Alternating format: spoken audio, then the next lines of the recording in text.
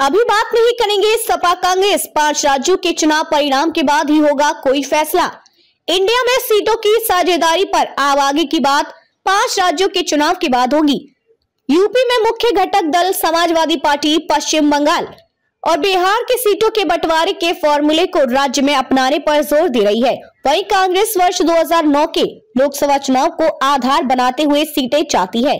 यह मसला अब इंडिया की अगली बैठकों में ही सुलझने की उम्मीद है। मध्य प्रदेश विधानसभा चुनाव में सीटों के बंटवारे की बात न बनने पर कांग्रेस और सपा के बीच रिश्तों में आई खटास जग जाहिर है।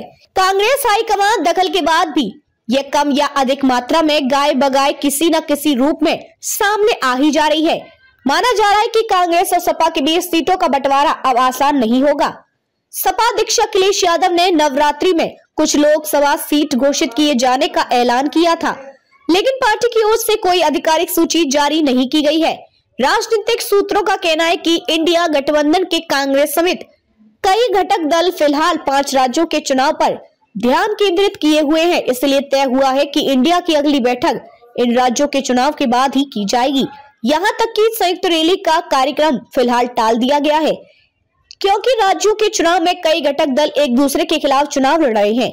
इंडिया गठबंधन में प्रतिनिधित्व कर रहे सपा के एक नेता कहते हैं कि सीटों के बंटवारे को लेकर कोई कितना भी कयास क्यों न लगाए, लेकिन हकीकत यह है कि अभी सबका ध्यान 5 राज्यों के विधानसभा चुनाव पर है। वहां की जीत हार भी बहुत कुछ तय करेगी। अखिलेश यादव से मिली कृष्णा पटेल।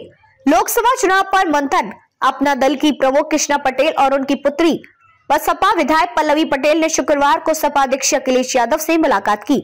इसकी जानकारी एक्स के जरिए देते हुए अखिलेश ने इसे खास मुलाकात बताया। राजनीतिक सूत्रों के मुताबिक तीनों नेताओं के बीच लोकसभा चुनाव को लेकर चर्चा हुई।